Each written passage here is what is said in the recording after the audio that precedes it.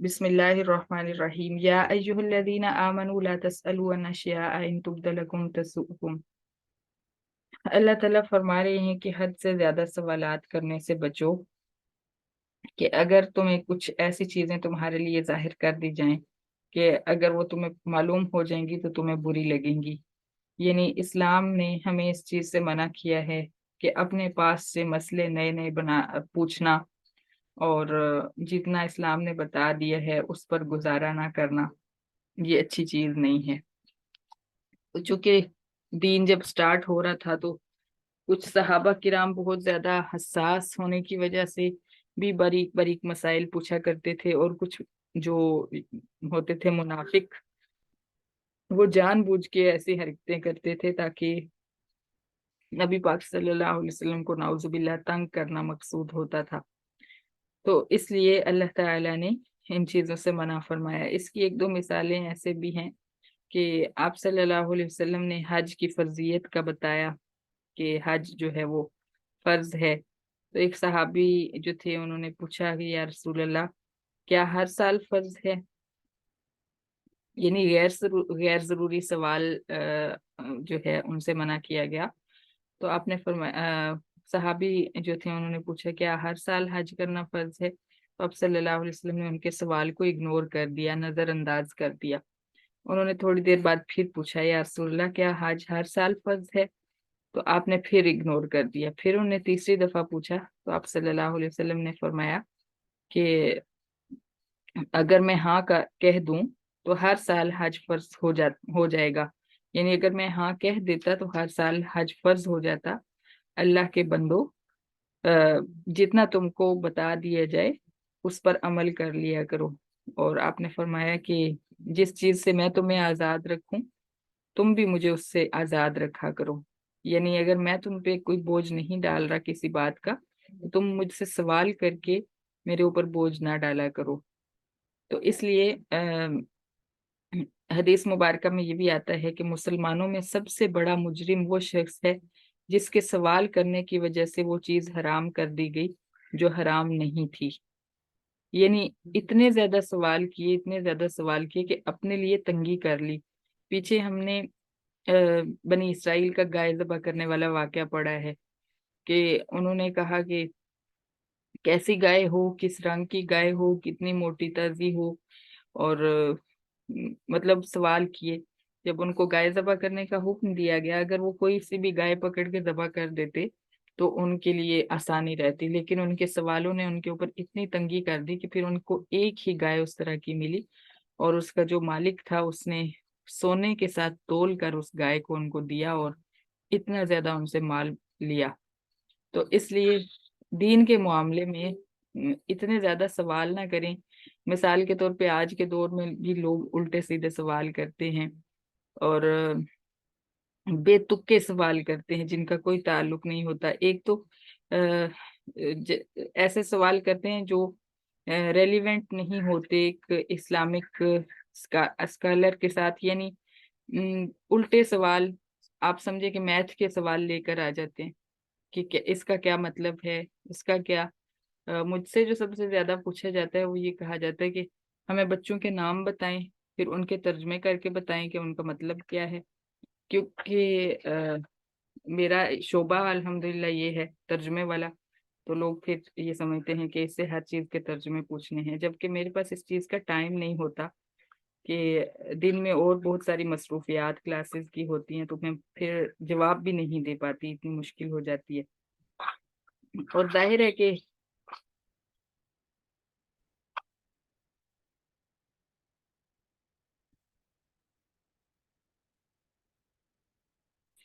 आ, ये आप ऐसे कोशिश किया करें कि रेलिवेंट सवाल लेसन के बारे में सवाल कर लें कोई, चले बाकी जो फिकही मसाइल होते हैं वो पूछ लिया करें।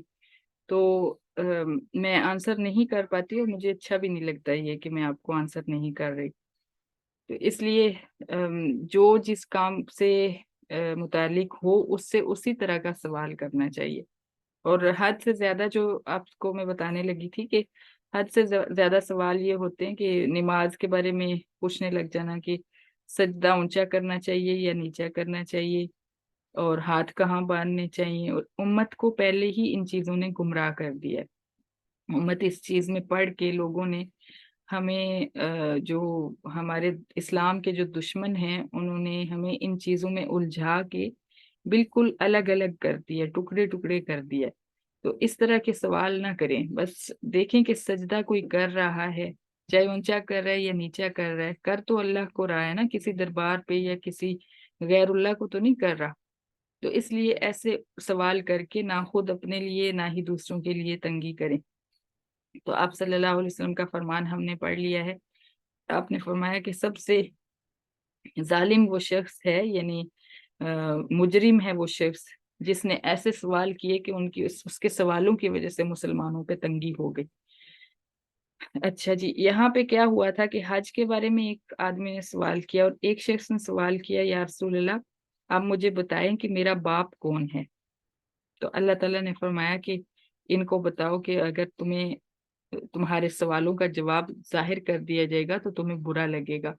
اس زمانے میں ظاہر ہے کہ یہ کام بہت زیادہ عام تھا زمانہ جاہلیت میں، تو بہت سارے ایسے لوگ تھے جن کے باپوں کو کا پتہ نہیں تھا، خبر نہیں تھی۔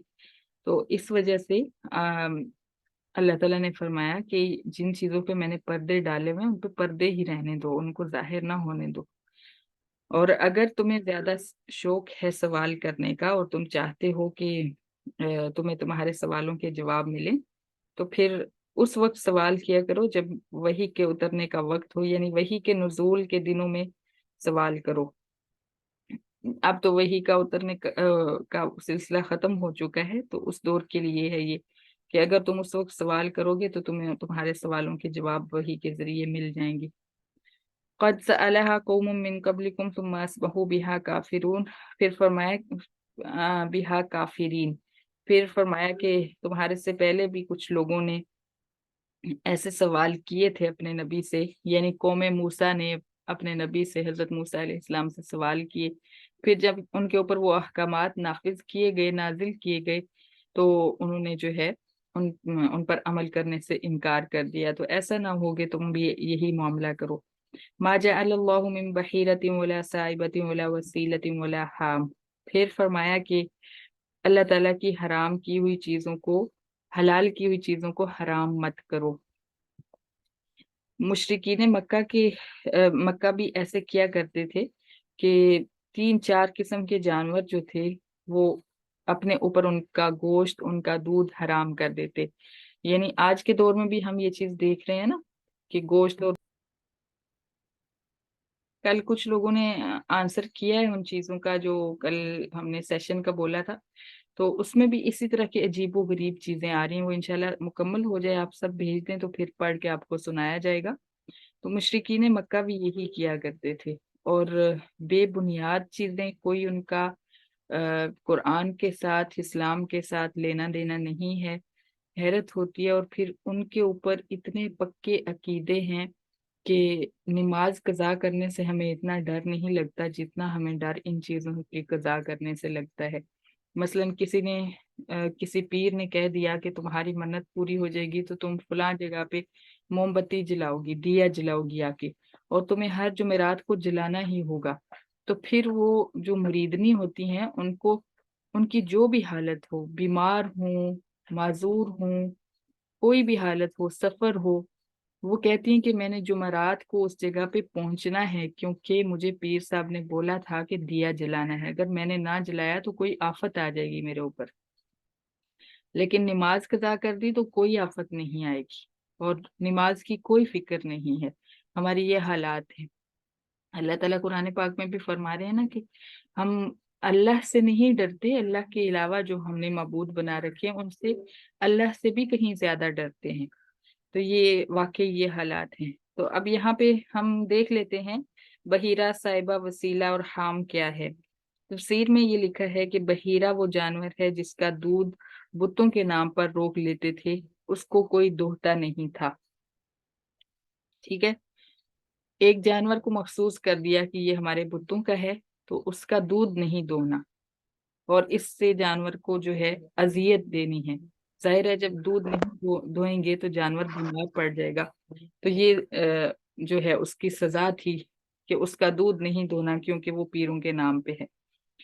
سائبہ وہ جانور ہے جس کو بتوں کے نام پر چھوڑ دیتے تھے، اس سے کوئی کام نہیں لیتے تھے، جیسے ہمارے ملک میں لوگ سانڈ چھوڑ دیتے ہیں، اس طرح عرب میں لوگ اونٹوں کو چھوڑ دیا کرتے تھے۔ اور اس کا رواج ایک شخص تھا عمر بن کجی، اس نے ڈالا تھا۔ اور وسیلہ جو ہے وہ اونٹنی ہے جو بار بار مادہ جنے، یعنی ہر بار مادہ بچہ دے، اونٹنی ہی کو جنم دے، کوئی اونٹ نہ جنے، اس کو بھی بتوں کے نام پہ چھوڑ دیتے تھے۔ سبحان اللہ، نعوذ باللہ نعوذ باللہ۔ اور حام جو ہے وہ اونٹ تھا جس کے کم از کم 10 بچے پیدا ہو چکے ہوتے تھے، جس کی پشت سے 10 بچے پیدا ہو چکے ہوتے تھے، اس کو بھی بتوں کے نام پہ چھوڑ دیا جاتا تھا۔ تو یہی کیا حالات آج ہمارے نہیں ہیں، ہمارے ارد گرد، ہم اپنے ارد گرد دیکھیں تو یہی ماحول بنے ہوئے ہیں۔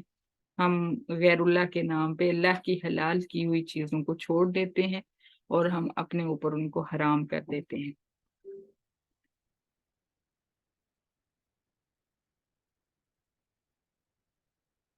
اللہ تعالیٰ فرماتے ہیں کہ ہم نے ما جعل اللہ من بحیرت ولا سائبت ولا وسیلت ولا حام، اللہ تعالیٰ نے نہ کسی بحیرہ، نہ سائبہ، نہ وسیلہ اور نہ ہی حام کو حرام کیا ہے۔ ولیکن الذین کفروا یفترون علی اللہ الکذب، لیکن کافر اللہ پر جھوٹ باندھتے ہیں۔ وَأَكْثَرُهُمْ لَا يَعْقِلُونَ، اور ان میں سے اکثر بے وقوف ہیں۔ وَإِذَا قِيلَ لَهُمْ تَعَالَوْا إِلَىٰ مَا أَنزَلَ اللَّهُ وَإِلَى الرَّسُولِ، اور جب ان سے کہا جاتا ہے کہ اللہ اور اس کے رسول کی طرف آؤ، یعنی جو اللہ کی طرف سے نازل کیا ہوا ہے قرآن مجید ہے اس کی طرف آؤ، اور رسول اللہ صلی اللہ علیہ وسلم کی احادیث کی طرف آؤ۔ قالوا حسبنا ما وجدنا علیہ آباءنا، وہ کہتے ہیں ہمیں وہ دین کافی ہے جس پر ہم نے اپنے باپ دادا کو پایا۔ یہی حالات ہیں آج کل ہمارے بھی۔ ہم بھی جب کسی کو کہتے ہیں، ہمیں جب کہا جاتا ہے کہ قرآن پڑھو ترجمے کے ساتھ، اس کو سمجھو، حدیث مبارکہ پڑھو، تو ہم کہتے ہیں نہیں، ہمیں جو ہمارے باپ دادا جس راستے پہ چلا گئے ہیں، ہماری امی اس طرح کیا کرتی تھیں، ہمارے ابو اس طرح کیا کرتے تھے، ہماری دادی جو ہیں وہ 11ویں دیا کرتی تھی، ہماری دادی فلاں قبر پہ جاتی تھی اور ہمیں انہوں نے وصیت کی تھی کہ آپ لوگوں نے بھی اس قبر پہ جھاڑو لگانا ہے۔ اس طرح کی باتیں ہم قرآن پڑھنے کو جو ہے ترجیح ہی نہیں دیتے، اہم ہی نہیں سمجھتے۔ ہم بس کہہ دیتے کہ جو ہماری دادی نے کہا تھا، جو ہماری امی نے ہمیں وصیت کی تھی، ہم نے وہی کرنا ہے۔ وہی بات اللہ تعالیٰ فرما رہے ہیں، قالوا حسبنا ما وجدنا علیہ آباءنا، وہ کہتے ہیں جس مذہب پہ ہم نے اپنے باپ دادا کو پایا ہے ہمیں وہ کافی ہے، اس لیے ہمیں قرآن حدیث پڑھنے کی ضرورت نہیں ہے۔ اولو کان آباؤہم لا یعلمون شیئا ولا یہتدون، اللہ فرماتے ہیں کیا ان کے باپ دادا اگرچہ بے عقل اور بے راہ ہوں تب بھی، یعنی وہ ہدایت پر نہ ہوں اور وہ بے عقل ہوں تب بھی وہ ایسا کریں گے؟ اب اس چیز کو اکثر ہمارے ہاں بہت زیادہ معیوب سمجھا جاتا ہے کہ کوئی بچہ جو ہے، مثلا بچہ اتنا بچہ نہیں، جوان ہو جائے، سمجھدار ہو جائے، اور وہ اپنے ماں باپ کو کہے کہ یہ راستہ غلط ہے، یہ ٹھیک نہیں ہے، ہم نے اس طرح سے پڑھا ہے، قرآن ہمیں یہ کہتا ہے تو آپ اس طرح نہ کریں، تو ماں باپ بھڑک اٹھتے ہیں ایک دم، وہ کہتے ہیں تم ہم سے زیادہ پڑھی لکھی ہو، تم نے ہم سے زیادہ پڑھ لیا، تمہیں ہم سے زیادہ سمجھ ہے، اب تمہیں ہمیں سکھانے لگی ہو۔ تو یہ معاملہ ہوتا ہے۔ لیکن ایک بات یاد رکھیے کہ اللہ تعالیٰ جو رب ہے، اسی نے ہمارے ماں باپ کو بھی عقل دی ہے، اسی نے ہمیں بھی عقل دی ہے۔ اگر ماں باپ کو زیادہ سمجھ دی ہوتی اور ہمیں جو ہے اس عمر تک پہنچنے تک اتنی عقل نہ دی ہوتی، تو پھر کیا ہوتا؟ پھر ہم سے حساب کم ہوتا، ہمارے ماں باپ سے زیادہ ہوتا، جبکہ قیامت کے دن ایسا کچھ نہیں ہوگا۔ ہر ایک سے اللہ تعالیٰ برابر برابر پوچھیں گے، جیسے ماں باپ سے پوچھیں گے اسی طرح ہم سے بھی سوال ہوگا کہ تم نے کیا کیا، تم اپنے بارے میں بتاؤ، تم نے کیوں شرک کیا، تم نے کیوں صحیح راستہ نہ اپنایا۔ یہ نہیں ہوگا کہ ہمیں والدہ نے یہ حکم دیا تھا، والدہ نے وصیت کی تھی، ہم اس لیے کرتے رہے، اس وقت یہ جواب نہیں چلے گا، کیونکہ ایک انسان کو جب اللہ تعالیٰ عقل، سمجھ، شعور دے دیتے ہیں 30 سے 40 سال کی عمر تک، ہر انسان کو اللہ تعالیٰ مکمل شعور دے دیتے ہیں، تو اس وقت اگر وہ اپنے اس شعور سے کام نہ لے اور کہے کہ میری والدہ نے یہ وصیت کی تھی، یا کسی نے بھی، والدہ کی مثال ہے، کسی نے بھی وصیت کی تھی کہ تم نے یہ کرنا ہے، فلاں جگہ پہ جھاڑو لگانا ہے، جھاڑو لگانا کوئی گناہ نہیں، دیا جلانا کوئی گناہ نہیں، لیکن گناہ تب بنتا ہے جب ہم اس کے ساتھ اپنا عقیدہ جوڑ لیتے ہیں کہ اس کی وجہ سے ہمارے اوپر سے بلائیں ٹلی ہوئی ہیں، اگر ہم نے یہ نہ کیا تو ہمارے اوپر آفت آ جائے گی، کوئی مر جائے گا، کوئی ایکسیڈنٹ ہو جائے گا، نعوذ باللہ۔ اس طرح کی باتیں ہم جوڑ لیں اس جھاڑو کے ساتھ، اس دیے کے ساتھ، اس دھاگے کے ساتھ، اس کڑے کے ساتھ جو ہم نے بازو پہ پہنا ہوتا ہے، تو یہ شرک ہے، یہ جرم ہے، اس پہ اللہ پوچھے گا۔ اور یہ نہیں پوچھے گا کہ والدہ نے کہا تھا تو چلو ٹھیک ہے تمہاری والدہ کو پکڑتے ہیں، تم جنت میں چلے جاؤ، ایسا نہیں ہوگا۔ ہر ایک سے الگ الگ حساب ہوگا اور کسی کو یہ عذر کام نہیں آئے گا۔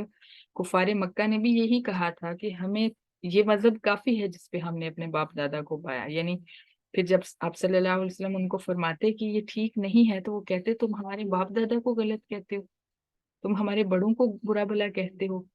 تو یہی معاملہ ہمارے ساتھ بھی ہوتا ہے، ہم خود پڑھ کے اپنی آنکھوں پہ پٹی باندھ لیتے ہیں کیونکہ ہماری والدہ 11ویں شریف دیتی ہیں، ہماری والدہ جو ہیں وہ جھاڑو لگاتی ہیں درباروں پہ جا کے، تو اس لیے ہم پٹی باندھ لیتے ہیں، ہم کہتے نہیں، ہم نے چلنا والدہ کے قدموں پہ ہی ہے۔ ٹھیک ہے، یہ چیز کلیئر ہونی چاہیے کہ ہر ایک کو اللہ تعالیٰ نے الگ الگ پوچھنا ہے اور کوئی کسی دوسرے کی جگہ پہ حساب کتاب نہیں دے گا، سب کو اپنا حساب خود دینا ہوگا۔ یا ایھا الذین آمنوا علیکم انفسکم، پھر اللہ تعالیٰ نے فرمایا ایمان والو تم پر تمہاری اپنی جانوں کی اصلاح کرنا لازم ہے۔ سبحان اللہ، کہاں کہاں سے قرآن ہمیں سمجھاتا ہے پھیر پھیر کے، ہمیں ہمارے دل میں جو سوال ابھر رہے ہوتے ہیں ان کے جواب دے دیتا ہے فوراً۔ اور اللہ فرماتے ہیں لا یضرکم من ضل اذا اہتدیتم، ایسا نہ ہو کہ تمہیں وہ شخص گمراہ کر دے جو خود بھٹک گیا ہے، وہ تمہیں نقصان پہنچائے، جبکہ تم ہدایت پر آنے کی کوشش کر رہے ہو، تم چاہ رہے ہو کہ تم ہدایت پر آؤ، لیکن ایک بھٹکا ہوا شخص تمہیں اپنے پیچھے لگا کے تمہیں گمراہ کرنا چاہتا ہے۔ الی اللہ مرجعکم جمیعا، تم سب نے اللہ کی طرف لوٹنا ہے، فینبئکم بما کنتم تعملون، پھر وہ تمہیں خبر دے گا ان اعمال کے بارے میں جو تم کرتے ہو۔ سبحان اللہ سبحان اللہ۔ یا ایھا الذین آمنوا شہادۃ بینکم اذا حضر احدکم الموت، یہ آیات پڑھنے سے پہلے آپ کو تھوڑا سا واقعہ سننا پڑے گا، پھر آپ کو انشاءاللہ اس ساری آیت کی سمجھ آ جائے گی۔ دو شخص تمیم داری اور عدی بن بدع جو ابھی عیسائی تھے، تجارت کے لیے ملک شام چلے، ان کے ساتھ قریش کے بنو سہم قبیلہ کا ایک آزاد کردہ مسلمان بھی تجارتی مال لے کر چلا، اس کا نام ہدیل یا ہدیل بن ابی مریم تھا، اس کے ساتھ ایک چاندی کا پیالہ تھا جو کھجور کے پتوں جیسے سونے کے پتروں سے آراستہ کیا ہوا تھا، وہ شام کے بادشاہ کے لیے لے گیا تھا، وہ جام اس کے مال میں سب سے قیمتی چیز تھی۔ شام پہنچ کر سہمی بیمار پڑا، اس نے اپنے عیسائی ساتھیوں کو وصیت کی کہ وہ اس کا مال سامان اس کے مولا یعنی اس کے وارث عمر بن العاص کو پہنچا دیں۔ اس نے سامان کی فہرست بنا کر سامان میں رکھ دی تھی جس کا اس کے ساتھیوں کو پتہ نہیں تھا۔ جب مولا نے سامان کھولا، مولا کا مطلب دوست ہوتا ہے، ولی ہوتا ہے، ٹھیک ہے، ہمارے ہاں اس لفظ سے بھی بڑا دھوکہ دیا جاتا ہے۔ اچھا جی، اس پہ پھر کبھی بات کریں گے انشاءاللہ۔ تو جب اس نے سامان کھولا تو فہرست نکلی، اس میں جام کا بھی ذکر تھا، پیالے کا ذکر تھا، مگر پیالہ سامان میں موجود نہیں تھا۔ مولا نے وصیوں سے پیالے کے بارے میں پوچھا، یعنی ان لوگوں سے جن کو اس نے مرنے والے نے وصیت دی تھی، اس کے سفر کے ساتھی، ان سے پوچھا، انہوں نے کہا اس کے علاوہ مرحوم نے کچھ نہیں چھوڑا اور ہمیں پیالے کے بارے میں کچھ علم نہیں۔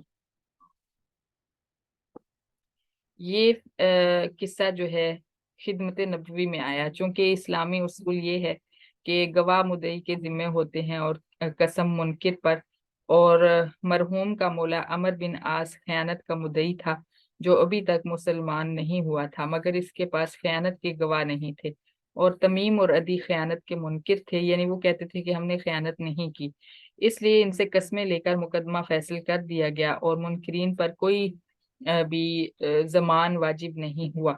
پھر وہ پیالہ مکہ میں ایک سونار کے پاس پایا گیا، اس نے بتایا کہ اس نے تمیم اور عدی سے 1000 درہم میں خریدا ہے۔ اب پھر یہ مقدمہ خدمت نبوی میں آیا۔ آپ صلی اللہ علیہ وسلم نے تمیم اور عدی سے حقیقت حال معلوم کی۔ انہوں نے کہا ہم نے یہ جام حذیل سے خرید لیا تھا، مگر چونکہ گواہ نہیں تھے اس لیے ہم نے اظہار نہیں کیا تھا۔ مرحوم کا مولا اس کا منکر تھا۔ اس وقت یہ آیات نازل ہوئیں اور عمر بن عاص اور ایک اور شخص نے قسمیں کھائیں، پس دوسرا فیصلہ کیا گیا، تمیم اور عدی کو خائن قرار دیا گیا اور ان سے 500 درہم وصول کیے گئے۔ یہ واقعہ ہوا جس میں جو اس آیت کے اندر ہم گواہوں کی بات کر رہے ہیں نا، اے ایمان والو تمہاری آپس کی گواہی جب تم میں سے کسی کو موت آئے، وصیت کے وقت وہ 2 معتبر آدمیوں کو جو ہے وہ گواہ مقرر کر لے، اور وہ 2 معتبر آدمی تم مسلمانوں میں سے ہوں تو زیادہ اچھا ہے، لیکن اگر غیر مسلموں سے بھی ہوں تو معتبر ہونے چاہیے، ایسے ہونے چاہیے جن پہ اعتبار کیا جائے۔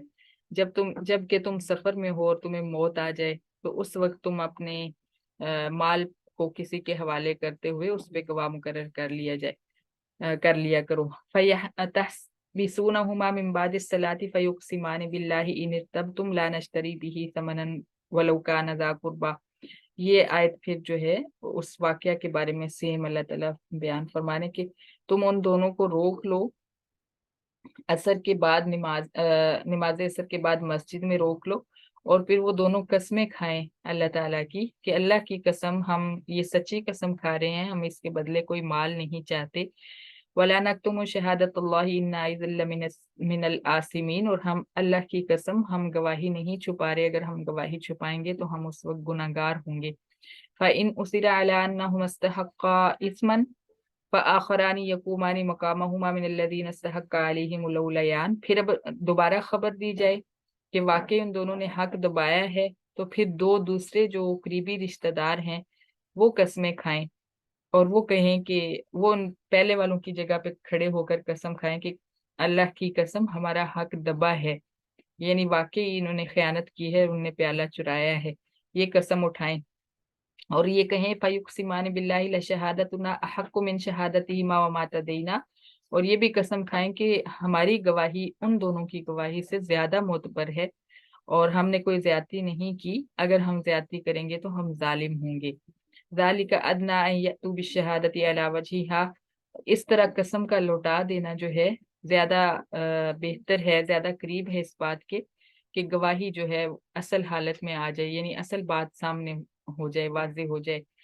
اور او یخافوا ان ترد ایمان بعد ایمانہم، یا وہ یہ ڈریں گے